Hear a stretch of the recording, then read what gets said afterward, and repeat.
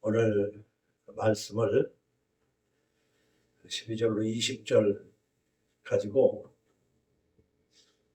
우리가 예수 믿는 것이 무엇이냐 할 때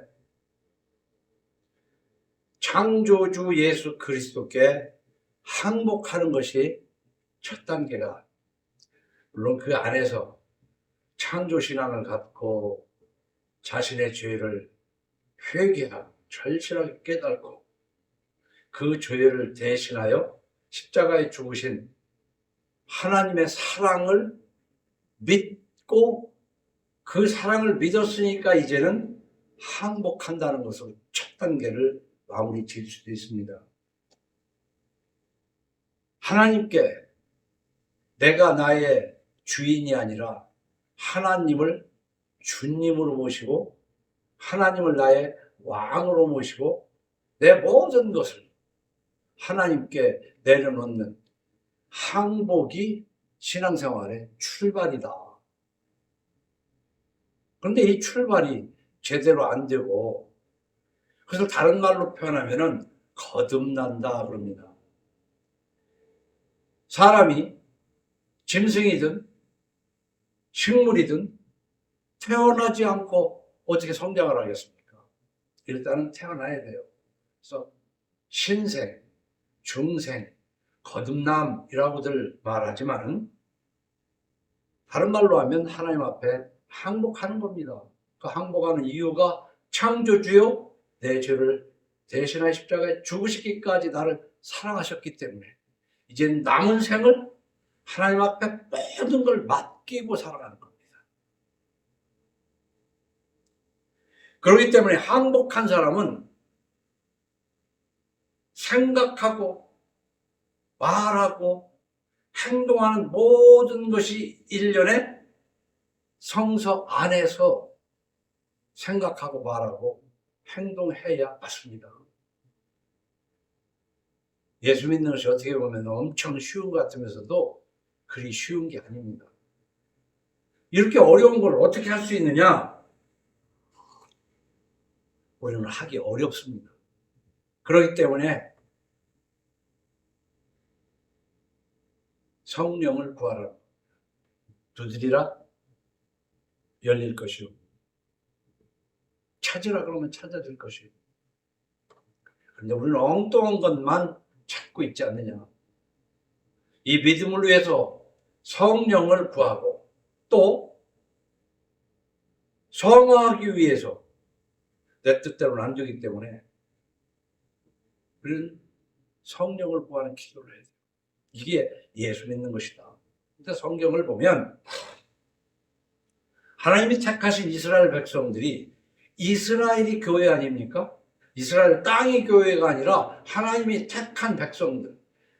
그 백성들이 이스라엘 교회가 하나님을 믿고 의지하는 것이 아니라 바알 숭배, 온갖 잡신을 섬기는 그 우상 숭배에 빠져버려요. 지금은 안 그렇습니까? 그런데 아합 왕 시대에 우상 숭배로 전락한 이스라엘에 모두가 다 우상만 섬기는 것 같은데도 하나님께서 숨겨두신 7,000명이 있었다. 이 시대에 하나님 앞에 항복하고 그 말씀 안에서 생각하고 말하고 행동하는 이런 지혜로운 사람이라고 그러는데, 이런 지혜로운 사람이 과연 어디 있겠는가? 눈을 씻고 버려도 없지 않느냐 말이에요. 그래도 아합 왕 시대에 하나님께서 숨겨두신 7,000명이 있는 것처럼 이 시대에도 정말 하나님 앞에 항복하고 그 말씀 안에서 생각하고 말하고 행동하는 지혜로운 사람이 7,000일지 7만일지는 모르겠지만 분명히 있을 줄 믿으시기 바랍니다. 우리 여기서부터 고민을 해야 돼요. 그런데 하나님 말씀에 항복하고 그 말씀 안에서 생각하고 말하고 그렇게 행동하는 지혜로운 사람은 대조적으로 그렇지 않은 사람과 확연하게 다른 차이가 난다. 그것이 12절에 기록하고 있는 내용입니다. 지혜자의 입의 말들은 은혜로우나 그랬어요. 은혜로우나. 이 지혜자가 누구겠어요? 하나님 앞에 항복하고 하나님 말씀대로 성화하기로 작정한 사람. 그래서 때로는 이 욕심이 다시 살아나기 때문에 그것을 누를 수 없어 성령을 구하는 기도하는 사람. 이런 사람들의 말은 뭐라고 그랬어요? 은혜로우나 그랬어요. 은혜롭다. 이 은혜라는 말이 우리 교회 생활하는 데 있어서 아주 흔하게 듣는 말 아닙니까? 우리는 오직 은혜로 삽니다. 하나님께 은혜 받았습니다. 말씀이 은혜롭습니다. 은혜라는 말을 많이 써요. 근데 생각보다 이 은혜에 대해서 이해를 잘 못하고 있는 것 같아요. 그저 내 마음에 감동이 되고 그러면 비성서적인 말이라도 은혜롭다고. 사실요, 우리가 성서에 비춰서 그러니까 인간적으로 보면 스님들 설법하는 얘기도 가만히 듣고 보면 재밌고 감동적인 말들 많습니다. 그럼 그것도 은혜로우냐? 큰하네. 또 어떤 명연설가가 연설하는 걸 들어보면 그렇지 무릎을 치고 옳지. 그러나 그런 걸 은혜롭다고 그러는 것이냐 이 말이에요. 지혜자의 말들은 은혜롭다. 오늘 여기에서 그 은혜롭다는 말을 다 설명할 수는 없으나 누가복음 4장 22절에 보면 예수님이 고향에서 쭉 말씀을 하시니까 그들이 다 그를 증언하고 그 입으로 나오는 바 은혜로운 말을 놀랍게 여겨 이르되 이 사람이 요셉의 아들이 아니냐? 그랬단 말이에요. 자 보세요. 예수님이 하실 말씀을 듣고 은혜롭다고 성경은 기록하고 있는 거예요. 그럼 우리는 은혜롭다는 것은 우선 부분적으로 하자면 내 의지와는 전혀 관계없이 예수님이 이 땅에 오셨고 내 죄를 대신해 십자가에 죽으셨고 사흘 만에 부활하셔서 이제 다시 오실 거예요. 이 하나님의 사랑을 내가 믿을 수 있어서 믿은 게 아니라 성령이 믿게 하셨기 때문에 은혜에 의한 믿음으로 구원을 받기 때문에 이거 은혜입니다. 이거 참 은혜예요. 그런데요, 죄인으로 살아가는데 이 정말 죽을 목숨이 생명이 다시 살게 된 것도 은혜지만 죄인들도 은혜 속에 살아요. 하나님이 천지가 만물을 자기 뜻대로 만드셨습니까? 죄인들 마음대로. 우주간 만물을 만들어 가지고 섭리 운행하시는데 누가 봐도 하나님이 보시기에는 말할 것도 없고 인간이 봐도 악랄한 사람도 하나님의 은혜로 태양을 쪼이고 공기를 마시면서 물을 마시고 여러 가지 먹거리를 먹어가면서 살아갑니다. 그거 다 하나님의 은혜로 살아가는데 자기의 능력, 자기의 꾀로 살아간다고 착각할 뿐이에요. 이런 것들도 은혜죠.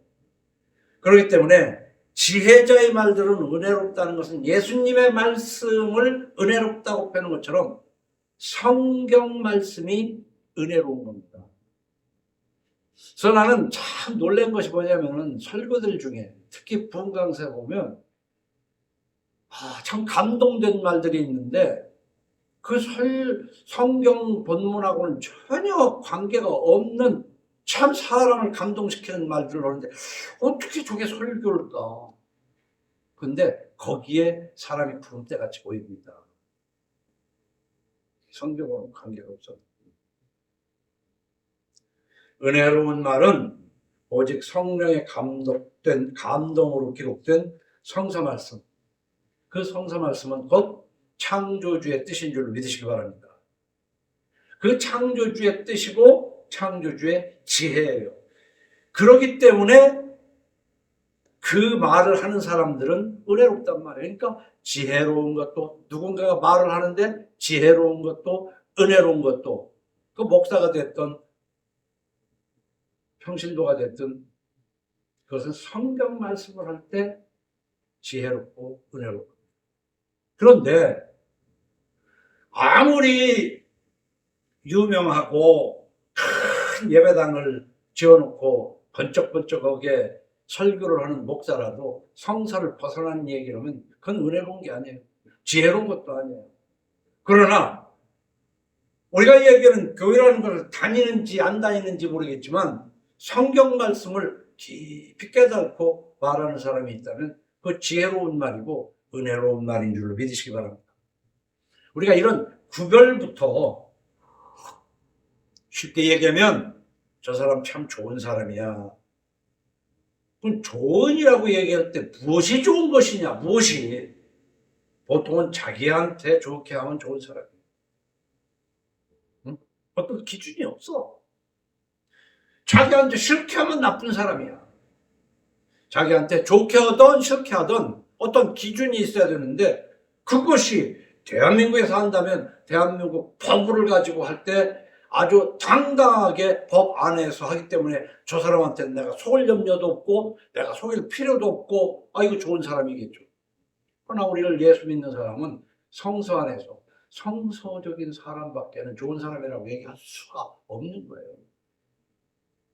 아무리 훌륭하고 멋지게 생긴 목사라도 그 성서적이지 않고 반성서적이어가지고 감동만 준다면 그걸 어떻게 좋은 사람이라고 얘기할 수 있겠습니까? 그런데 오늘 기록된 말씀을 보면 오매한 자들은 하나님의 뜻과 다른 말들을 하기 때문에 말이 많다고 했어요. 말이 많다고 했어요. 말이 많아. 그 우매자의 입술들은 그러니까 성서적으로 생각하고 말하고 행동하지 않는 그 사람은 이 세상적으로 볼 때 같은 부류에서 들어볼 때는 이야 감동이다라고 할지 모르지만 성서적인 측면에서 볼 때는 우매자의 말이라는 말이에요. 그래서 그 우매자가 하는 말들은 때가 되면 자기를 삼키나니 그랬어요. 그래서 저는 믿습니다. 아무리 남들에게 감동을 준다 할지라도 성경에 반하는 하나님 말씀에 반하는 우매한 말들은 결국에 자기를 삼킨다. 불행하게 한다. 우리 말에 그런 것이 있죠. 제 꾀에 넘어간다. 사람이 그럴듯한 말을 해가지고 남을 했지만 결국은 함정을 판 자는 그 함정에 빠지게 되더라. 이것이 하나님이 살아계셔서 역사하시기 때문에 그런 줄로 믿으시기 바랍니다. 다만 시간에 차이가 있어요. 내가 생각하는 때 저 사람이 함정에 이렇게 안 빠지는가, 잽교에 넘어가지 않는가. 그건 하나님이 섭리하십니다. 하나님이 역사하실 것입니다. 그래 오늘 13절을 보면 우매한 자는 길을 갈 때에도 지혜가 부족하여 각 사람에게 자기가 우매함을 말하느니라. 자, 이 우매하다는 오늘 13절의 말씀은 아니 13절 그게 아니지. 13절. 그의 입의 말들의 시작은 우매요 그의 입의 글말들은 심히 미친 것이라 그랬어. 우매자의 말들의 시작도 우매하고 그 끝은 말할 것 없이 우매할 뿐만 아니라 우매하다고 그런 것이 아니라 아주 미친 것이라고 말했어요. 그런데 조금 전에 얘기한 대로 끼리끼리 모이기 때문에 성향이 같은 사람끼리는 그것이 지혜로 들려요. 그런 성향에게는 그게 옳게 여긴단 말이에요. 자, 우리가 한국의 교회라는 게 여러 파가 있고 여기에서는 저기를 이단이라고 그러고 저기에서는 저기를 서로 이단이라고 그러는데 진짜 우리가 코로나 시국에서도 그 어떤 교회들 이상한 짓을 해서 문제가 되고 다들 그렇다고 하는데도 거기에 서너 명이 모인 게 아니에요. 수만 명이 모여서 거기가 옳다고 인정하는 사람이 있다는 사실이에요. 근데 한번 얘기를 들어보세요.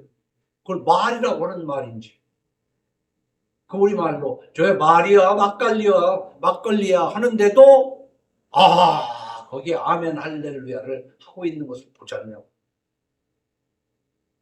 그러니까 그들이 볼 때는 지혜의 말이란 말이에요. 은혜로운 말이에요. 그러나 성서적으로 보면 참으로 악한 말이고 어리석은 말이고 결국은 자기를 삼키는 제게 넘어가는 말들만 하고 있도다. 그래서 이 세상을 볼 때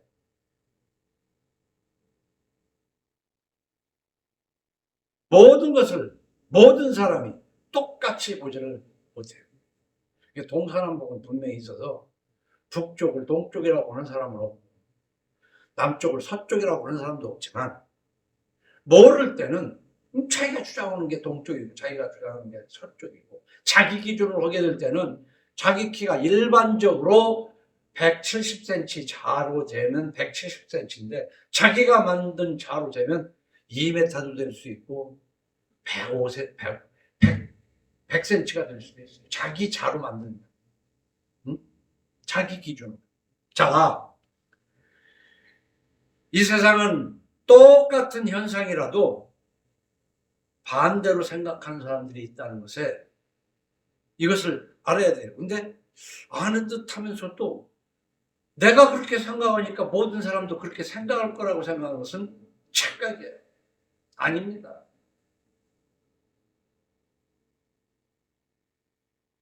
우매한 자가 하는 말을 그것을 우매한 것으로 듣는 사람도 있고 은혜롭고 지혜롭다고 생각하는 사람은 또 그렇게 은혜롭고 지혜롭다고 합니다. 사도행전 26장 23절에 보니까 그리스도가 고난 받으실 것과 죽은 자 가운데서 먼저 다시 살아나사 이스라엘과 이방인들에게 빛을 전하시리라. 바울이 이같이 변명하며 베스도가 크게 소리내어 이르되 그러잖아요. 바울은 뭔가 옳은 얘기를 했어요. 그런데 바울아 네가 미쳤도다. 미쳤구나 너.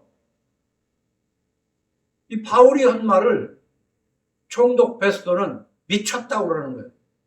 근데 네 많은 학문이 너를 미치게 한다 하니 바울이 이르되 베스도 각하여 내가 미친 것이 아니오 참되고 온전한 말을 하나이다. 자, 여기서 볼 때 베스도와 바울은 그 시대에 식자들이에요. 바울도 공부 많이 한 사람이지만 베스도 총독 같은 사람이 뭐 일자무식이 총독도 했겠습니까? 알 만큼 아는 사람이죠.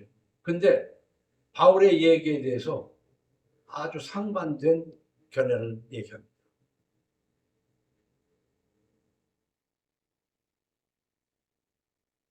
스윗해서 그런 게 아니에요. 내가 무엇을 생각하냐에 따라서 그것을 말하게 되기 때문에 하나님의 말씀을 기준으로 해서 얘기하는 사람은 하나님의 말씀의 기준으로 들을 때 옳은 거예요. 그러나 하나님의 말씀을 아무리 하나님의 말씀을 얘기해도 하나님의 말씀을 벗어나서 듣는 사람에게는 틀린 얘기라고. 분명한 거예요.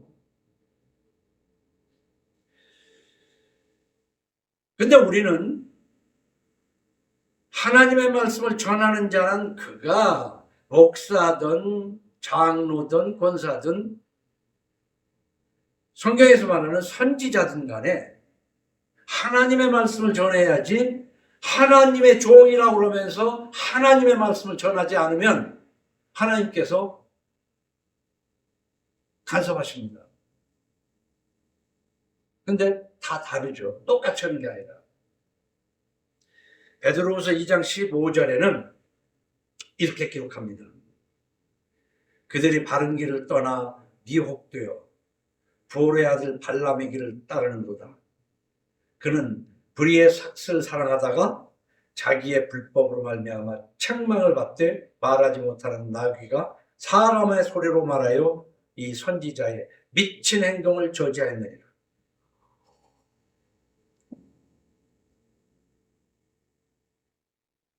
보세요. 이 선지자가 미친 행동을 했지만 그 당시에 옳게 여기는 사람은 옳게 여기고 따랐을 거라고. 그런데 주위에서 얘기해 주는 사람이 없었던지 하나님이 당나귀를 써서 당나귀가 사람 말을 하는 것처럼 책망을 한 거예요. 무엇을 책망해요? 미친 행동을 저지했느니라. 전 그래서 요즘 하루하루 지나감에 따라서 오직 성서, 이 개신교는요 처음 출발할 때 오직 성서만 가지고 얘기하자 이렇게 시작했는데 그런 종교개혁의 화두가 무색해질 정도로 이 개신교는요 잘 들어보세요. 교회마다 프로그램과 설교가 우매한 것들로 가득하다. 그 우매한 걸로 가득하다는 것은 뭐냐? 비성서적이다. 사람의 눈으로 보기에는 굉장히 은혜로운 프로그램들인데 사실은 그것은 사람을 감동시키는 사람의 감성을 자극해서 할 뿐이지 하나님과는 전혀 관계가 없어요. 그래서 지난 시간에도 그린리프라는 것을 얘기했습니다만 굉장히 그 화가 많은 여러 편의 것인데 그냥 쭉 일상 교회에서 일어나는 것 같은 얘기인데 거기에 또 보면 굉장히 설교를 감동적으로 해요. 그러니까 사람들이 거기를 끄떡해서 할렐루야를 많이 해요. 근데 전혀 성경과는 관계없는 자기의 생각을 얘기하는 거예요.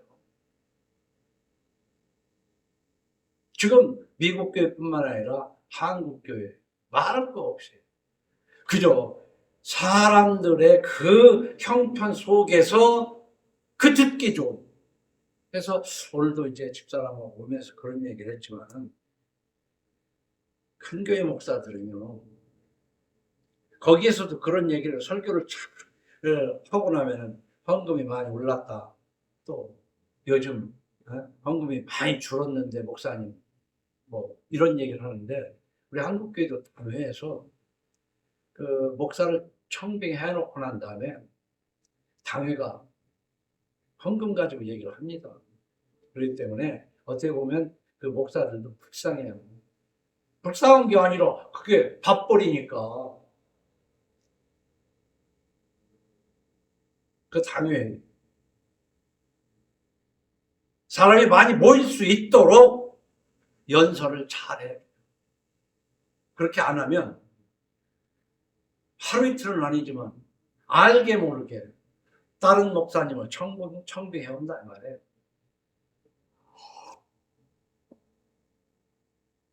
그러면 자기가 설립해가지고 사람을 모으는 자리에서는 사람이 왔다가 가지 않게. 그래서 교회 성장하기 위해서 얘기하는 게 교회의 뒷문을 막아라. 그래. 뒷문을 어떻게 막아?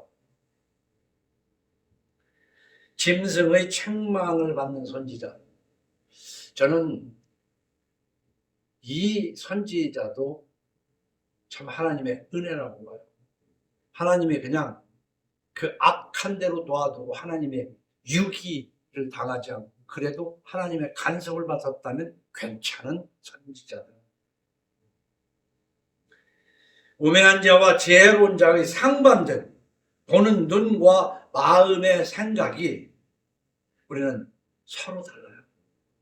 그래서 얘기할 때 서로 주장이 달라서 다투게 되는 거예요. 같은 생각이라면 왜 다투겠습니까? 그러니까 우리는 대화할 때에 자기 주장만 할 것이 아니라 이게 보다도 성경에 딱히 글씨로 나온 건 말할 것도 없지만은 이게 과연 성서적인가? 이게 과연 성서적인가? 여러분, 교회에서 어떤 일을 하는 것에 대해서 제가 그래도 어려서부터 교회를 출입하는 생활을 하다가 31살에 하나님을 만났습니다만 눈으로 보고 들은 것은 있단 말이에요.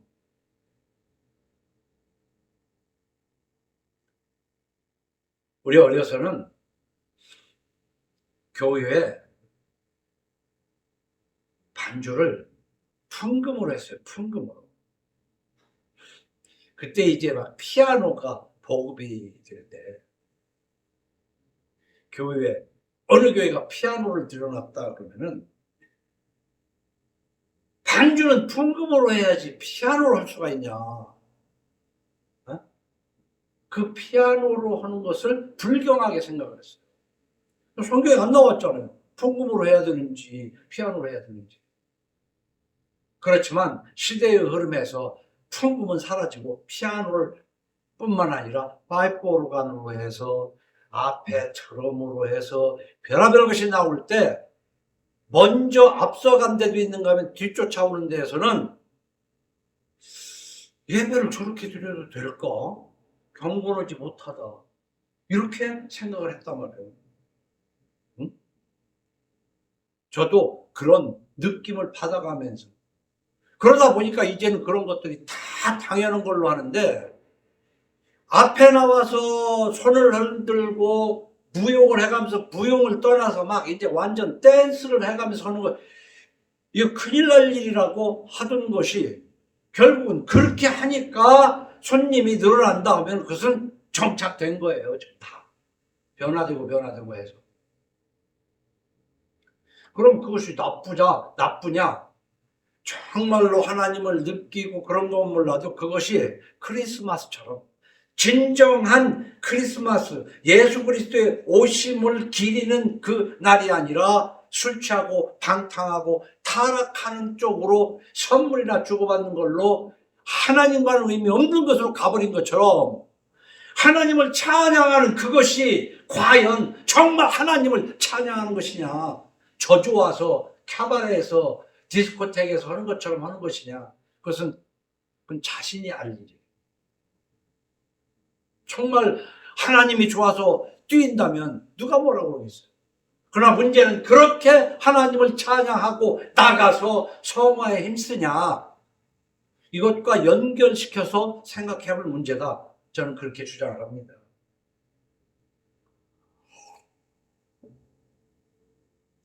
그래서 우리가 볼 때는 우선 말도 상반돼요. 누구는 은혜롭다고 그러고 누구는 그거 말이라고 하냐. 오히려 하나님의 말씀을 전했는데도 미쳤구나, 미친 말을 하는구나, 이렇게 생각하는 사람은 미쳤다고 그래요. 근데 바울이 고린도후서 6장 8절에서는 이렇게 말합니다. 영광과 욕됨으로 그러했으며 악한 이름과 아름다운 이름으로 그러했느니라. 우리는 속이는 자 같으나 참되고 무명한 자 같으나 유명한 자요 죽는 자 같으나 보라 우리가 살아있고 징계를 받는 자 같으나 죽임을 당하지 아니하고 근심하는 자 같으나 항상 기뻐하고 가난한 자 같으나 많은 사람을 부유하게 하고 아무것도 없는 자 같으나 모든 것을 가진 자로다. 모든 것이 반대야. 네가 보기에는 내가 무명한 같으나 나는 진짜 유명한 자야. 내가 아무것도 없는 자 같으나 나는 모든 것을 보는 자. 어떤 사람을 바울을 이렇게 보고 어떤 사람은 이렇게 본다고 말해요. 다르게 봐요. 말을 많이 해요. 우매한 자는. 왜냐하면 자기의 사상으로 설득을 하려고 그러니까 미사어구, 듣기 좋게 아름답고 고운 말과 그럴듯한 말을 쓰게 된다 이 말이에요. 성경에 있는 말을 써야 되잖아요. 예수님이 가르친 것이 기도에 대해서 두 가지예요. 하나는 기도할 때 이방인과 같이 중언부언하지 말라. 그들은 말을 많이 해야 들으실 줄 생각하느니라. 말 많이 해야 들리는 게 아니야. 또 한 가지는 뭘 먹을까 마실까 그런 거 기도하지 말라는 거야. 확연하게 기도하지 말라는 것이 두 가지예요. 또 그 이외에도 있죠. 남이 보는 데서 잘난 척하고 기도하는 거, 그런 거 하지 말라는 거예요. 어? 왜 어귀에 서가지고는 막 사람들 보는 앞에서 기도하고 그런 거 하지 말라는 거예요.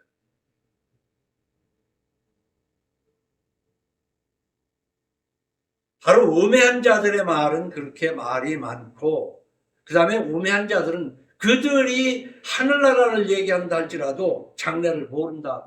장래를 몰라. 장래를 모르는 우리가 쭉 읽어왔지만, 형통한 내는 기뻐하고 공고한 내는 되돌아보아라. 이 두 가지를 하나님이 병행하게 하사 사람이 그의 장래를 능히 헤아려 알지 못하게, 하나님이 우리에게 주신 은혜 중의 은혜가 내일 일을 모르게 하신 것이 은혜 중에 하나라고 해요. 그거 알면 괴로워서 못 살아.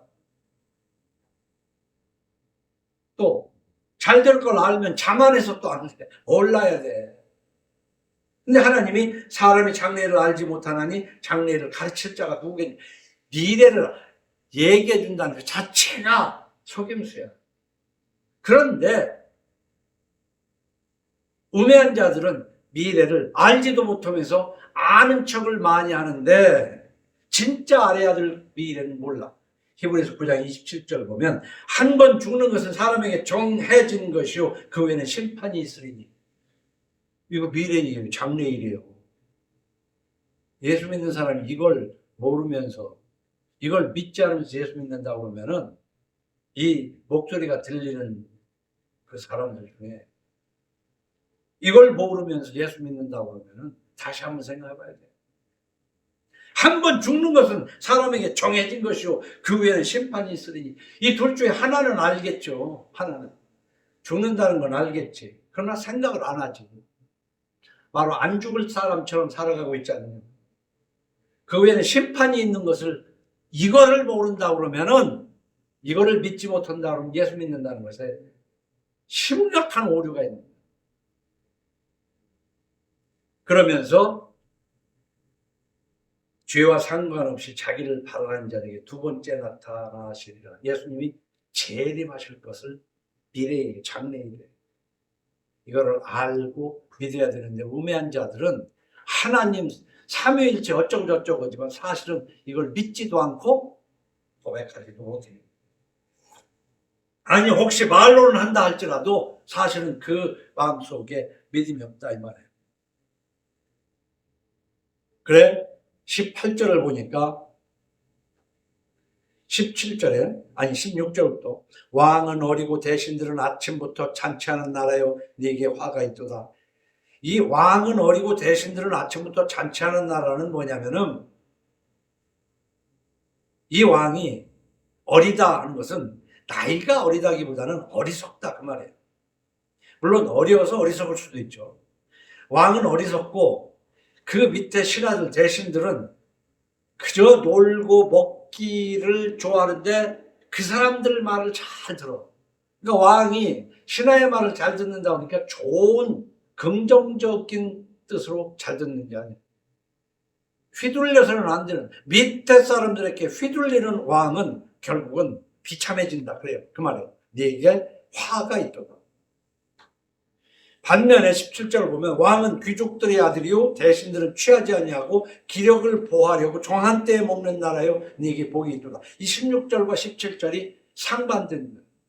우리 집단에도 그 어떤 보스를 위해서 위에 사람을 위해서 그저 아첨하면서 궁극적으로 손해나게 하는 회사와 가정이 있고 집단이 있고 그것을 정말 적당한 선에서 미래를 향해 나아갈 수 있게 하는 집단이 있다는 여러분들이 속한 집단들은 과연 어떤 집단인지.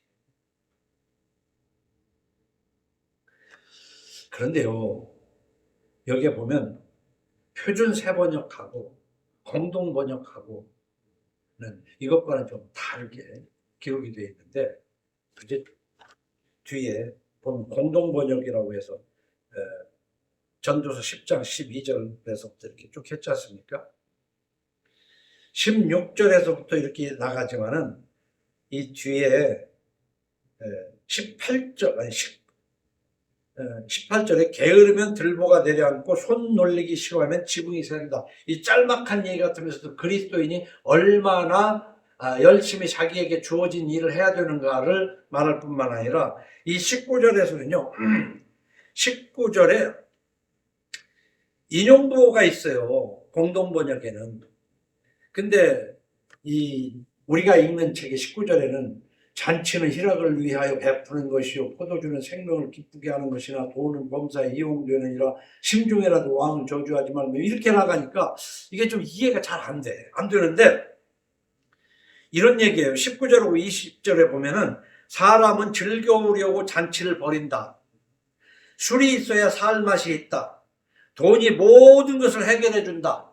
이것이 인용부호로 이렇게 묶였다고요. 쿼테이션 마크로. 그리고 20절에 이렇게 말해요. 이렇게 말하는 임금 욕은 잠자리에서도 하지 말라. 낮말은 새가 듣고 밤말은 쥐가 듣는다. 하나님은요, 이 세상 사람들을 그렇잖아요. 사람은 즐거우려고 잔치를 벌이잖아. 노세 젊어서 노세. 지금 안 놀면 언제 노냐. 맞는 말 같고 술이 있어야 살맛이 있고 돈이 모든 것을 해결해 준다. 돈 최고다. 이거 사실 아니에요? 이렇게 느끼면서 이렇게 말하는 왕에 대해서는 잠자리에서도 자기 자고 있는 자리에서도 그런 말 하지 말라는 거야. 자, 우리는 한편으로 보면 그래요. 누군가가 형제가 잘못하면 가서 그 잘못을 지적하라고 그랬잖아요. 근데 이렇게 권세가 있는, 나하고는 좀 거리가 좀 있지만 권세가 있는 사람은 힘이 있기 때문에 내가 나를 보호하려면 입을 좀 조심해야 된다. 이 말씀도 잘 들어야 됩니다. 근데 잠언 23장 20절에 보면 술을 즐겨하는 자들과 고기를 탐하는 자들과 더불어 사귀지 말라. 더불어 사귀지 말라. 이런 사람 사귀지 말라는 거예요. 그러니까 우리가 어느 한쪽으로 극단적으로 해석하고 생각하면 안 돼요. 그 지혜가 아닙니다. 고린도전서 5장 10절에는 뭐랬어요? 이 말은 이 세상에 음행하는 자들이나 탐하는 자들이나 속여 빼앗는 자들이나 우상 숭배하는 자들을 도무지 사귀지 말라는 것이 아니니 이 세상 사람을 사귀지 말라. 만일 그래야면 너희가 세상 밖으로 지구를 떠나야 할 거 아닙니까? 근데 바울은 얘기하는 것이 그래요. 이제 내가 너희에게 쓴 것은 만일 어떤 형제라 일컫는 자가 음행하거나 탐욕을 부리거나 우상 숭배를 하거나 모욕하거나 술 취하거나 속여 빼앗거든 사귀지 말고 그런 자와는 함께 먹지도 말라. 사귀지 말고 먹지도 말라는 거예요. 그런데 우리는 또 그런 생각을 해요. 하나님께서는 또 너희가 할 수 있거든 평화하라. 그러니까 자기가 그런 사람들과 뒹구는 것을 합리화하려고 또 어떤 다른 성경을 갖다 댄다고요. 그렇습니다. 우리가 할 수 있는 한은 형제가 잘못을 하더라도 용서하고 그러나 그가 고치기를 바라서 얘기를 해야 되는 거예요. 근데 얘기하면 미워하니까 원수 되니까 안 하면서 할 수 있거든 화평하라고 그랬죠. 그럼 이 말씀은 어떻게 할 것이냐 이 말씀. 우매하고 부패한 권세자들을 개혁해야 한다고. 감정이 앞서면 위험하고 뜻을 이룰 수 없기 때문에 신중해야 된다. 이런 뜻에서 그런 왕이 있고 나보다 힘센 사람이 있을 때는 그건 형제가 아니에요. 지금 세상을 살아가면서. 그래 우리는 예수를 믿는다는 것은 무엇이냐 할 때 지금 한국 교회가 제가 보는 시각으로는 잘못된 것이 뭐냐? 하나님은 뭐라고 합니까? 은혜와 사랑으로 대별해요. 하나님은 사랑이시다. 그 그림프에서도 인사가 그거야. 하나님 만날 때 안녕하세요. 예. 하나님은 좋으십니다. 인사하면 저쪽에서 항상 좋으십니다. 좋은 인사 아니에요. 근데 오해야 그게. 이 기독교에 처음으로 가면 가정교회에서 핍박받으며 예수를 믿을 때는 숨어서 믿을 때란 말이에요. 그 사람들을 뭐라고 했냐면 그 후에 안디옥에서 처음으로 그리스도인이라고 했지만 그리스도인이라는 이름이 생기기 전에 그 사람들을 뭐라고 한 줄 예수 믿는 사람들을 God fear, 하나님을 두려워하는 자, 하나님을 경외하는 자, 그렇게 불렀어요. 그런데 이 교회가 로마 제국의 국교가 되면서 너나 할 것 없이 기독교인이라는 이름을 받을 때 그 몇몇 사람들은 지하로 나타나지 않고 오히려 하나님과 관계없는 사람이 하나님을 팔아먹고 교회가 지금 여기까지 온 거야. 이렇게 커진 거야. 그래서 고린도후서 5장 10절에도 바울은 이렇게 얘기합니다. 이는 우리가 다 반드시 그리스도의 심판대 앞에 나타나게 되어 각각 선악간에 그 몸으로 행한 것을 따라 받으려 함이라 하면서 11절에 우리는 주의 두려우심을 알므로 사람들을 권면하거니와 그랬어요. 우리는 주의 두려움을 알므로 사람들을 권면하거니와. 이 한국교회는요, 사랑의 하나님, 은혜의 하나님만 얘기하지 두려운 하나님을 모른다니까. 하나님 두려운 줄을 몰라요. 그냥 하나님은 사랑이니까 그냥 막 오냐 어디서 무식한 할머니 할아버지한테 사랑받고 컸는지 몰라도 하나님은 그런 하나님이 아니에요. 하나님의 사랑은요, 독생자를 십자가에 죽게 할 만큼 우리를 사랑하셔요.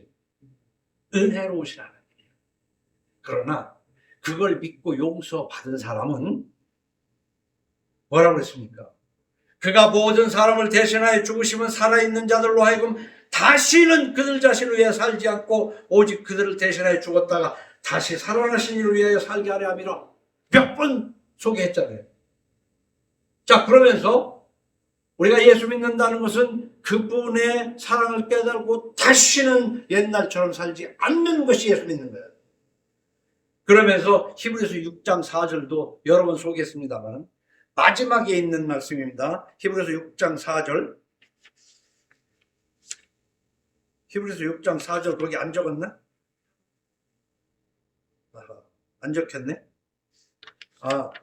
자, 옛날에 소개했으니까 히브리서 6장 4절 읽을 테니까 한번 잘 들어봐요.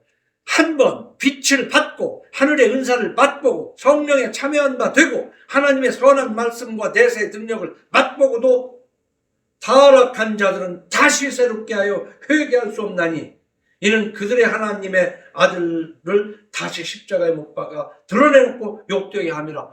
이 히브리서 6장 4절 말씀을 읽고 두려워해야 돼요. 하나님은 사랑의 하나님, 은혜의 하나님, 껍죽거리는 거 그거 전부 다 껍데기야, 껍데기. 초대교회 때, 가정교회 때에 지하 묘지 속에서 숨어서 신앙생활을 핍박받을 때에 하나님을 두려워하던 God fear처럼 지금 이 시대에도 하나님을 두려워할 줄 알아야 예수 믿는 사람들인 줄로 믿으시기 바랍니다. 기도합시다. 하나님, 오늘도 말씀을 생각하여 말하고 행동하자는 뜻을 가지고 말씀을 읽었습니다. 어리석은 자가 되지 않고 지혜로운, 은혜로운 말을 할 수 있는 저희들이 되도록 도와주옵소서. 예수님 이름으로 기도하옵나이다. 아멘.